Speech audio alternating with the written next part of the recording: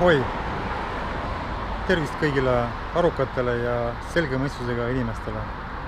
Minu nimi on Raivo Orbusaar ja ma räägin teile ühest raskest sõltuvusest, millesse on haaratud väga suur hulk inimesi ja sellest sõltuvusest, mille küüsist on nendel sõltlastel väga raske välja rabeneda.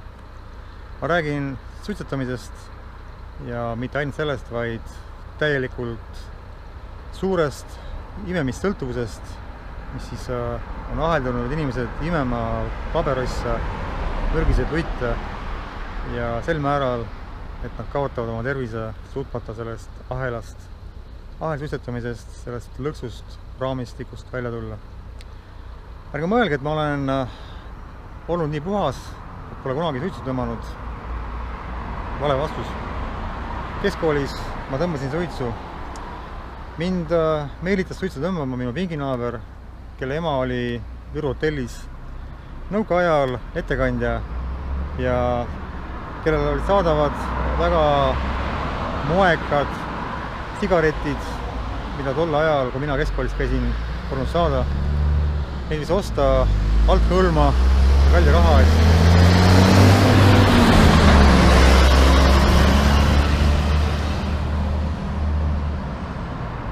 Kuid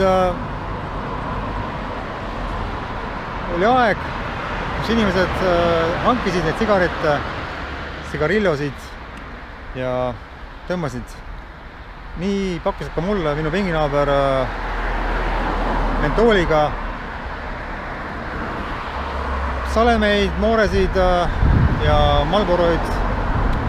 Nii et mentooliga suits oli nagu peenem klass, oli parema maitsega, polnud tunda seda vastikut tõrva ega tahma maitset ja sellisest peenest ja uhkest sigaretist, nagu see siis oli, alustades on tegelikult see langus ka üsna kiire tulema, sest harjudes nende peenete sigarettidega tekkis mul mingil määral sõltuvus ja kui pinginaaber enam ei pakkunud mulle neid sigarette, mille pärast ma tõmbama hakkasin, siis käisid mulle ka need vanad ekstrad, rumbad, Tallinnad, mis siis olid meie Eesti NSV tubakavabriku leegi toodetud.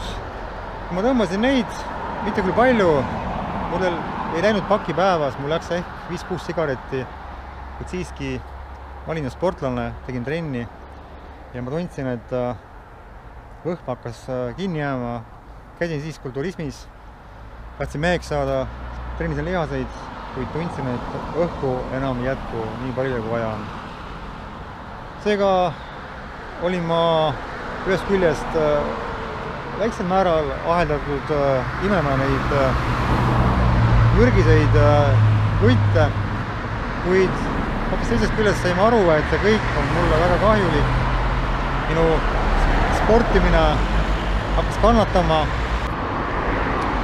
ja mõtlesin, kuhu olen ma kihutamas, kui tegelikult ma tean, et see teega, kuhu ma kihutan, tekitab vaid halva müra ja viib lõpuks kohale sinna, kuhu ma tegelikult minna taha. Jah, ma olin tugev, nagu ka praegu, ja ma võtsin vastu otsuse, et ma lõpetan suitsu tõmbamise. See otsus sündis mul kiiresti ühel laupäeval. Meil olid laupäevad tavaliselt sellised pidupäevad, kus me käisime sõpradega, võtsime õlut. Näete, oli elu, millest ma elasin, millest ma aru sain ja millest ma olen ammu loobunud. Ja kuna see laupäev läks nagu tühja, ei olnud sõpru saadaval, ei olnud kuhugi minna, siis ma keskkoolis õppides, see oli 10. klass, eelviimane klass, siis oli koolis 11 klassi. Jõlkusin ma mööda Mustamäge ringi, kus ma elasin ja oli väike tujutus, peha polnud midagi. Mul oli taskus pakkis viimane sigaret, viimane. Ja see oli mingi välismaa suits, kas mingi oli Camel või oli Marlboro või Winston. Ja ma tegin ta lahti ja mõtlesin, et kuhu ma nüüd lähen, et ma tahan pidu panna, tahan õltsi juua, aga pidu ei ole. Pole kaaslasi, kellega õltsi panna ja õltsi kõrvale tavaliselt käis ka suits.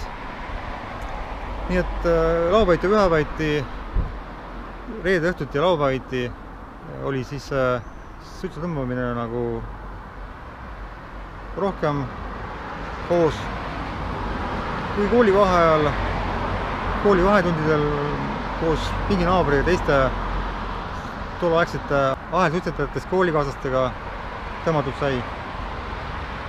Ja ma sütlasin sigareti ja mõtlesin, Raivo aitab sellest jamast, aitab nendest pidudest, aitab sellest õllest igal reedel ja laupäeval ja aitab ka tegelikult sellest lutist, mille ma just põlema süütasin.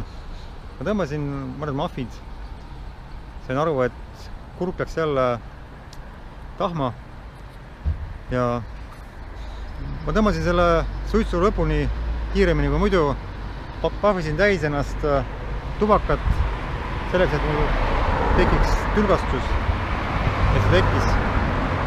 Kui ma selle kuni ära viskasin, siis ma lubasin endale, et kõik, Raivo, see oli minu viimane suits ja nagu te aru saategi, siis see loobumine käis päevapealt ja järgmisel koolipäeval, järgmisel esmaspäeval ma oma pinginaabri käest suitsu enam ei küsinud, ise välja võtnud ja kui mulle lõpuks mingi aeg selle pakuti, siis ma sain uhkelt ja kindlalt, enesekindlalt ja veendunult öelda, et ma ei taha enam. Ma jätsin maha suitsetamise ja ma ei tõmba enam, sest ma hoolin oma kopsudest, hoolin oma sportlikest saavutustest ja ma teadsin, et minu otsus on kindel selles, et kui ma olen selle vastu võtnud, ma suudan seda otsust ka täita.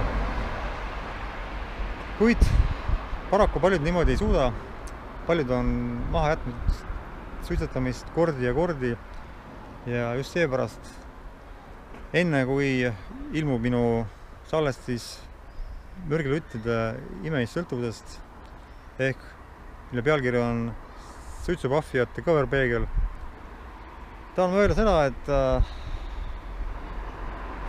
on aeg loobuda suitsust ja selleks algatama ühe kampaania ehk me teeme koos sellise suitsust vabaks sündmuse, kus me hakkame treenima meelekindlust ja hakkame käsitlema siis neid valdkondi, mis siis põhjustavad suitsu tegemist. Seega kõik, kes soovivad saada vabaks sellest sõltuvusest, kellel pole üksi seda jõudu teha, siis kirjutage mulle kas selle saate alla, kui ma kirjutan ka enda e-posti aadressi, kirjutage kommentaaridesse või otsige üles näoraamatust ehk võõrkeeli Facebookist siis rühm suitsust vabaks läbi meelekindluse ja seal ma siis postitan kogu selle täpsema teabe ja ma räägin veel kord, et sinna rühma saavad vaid need, kes hakkavad minuga koos siis läbi tegema seda teadvuse puhastust, meelekindluse tõstmist ja elumuutust, sest me kõigil on vahesid, meil on nõrkusi, millest me tegelikult tahaks lahti saada, kuid ei saa ja esimene nõrkus, millest ma kutsun siis lahti saama, on seesama tubaka imemissõltuvus. Nii et vaadake ära see salvestis, mis kohe seal mängima hakkab ja kohtuma siis, kui on õige hetk te peas küpsenud, kui te olete valmis tegema põhjaliku kannapöörde oma elus ja loobuma räigest enesehävituslikust eluviisist, harjumusest, sõltuvusest, milleks on suitsupahvimine.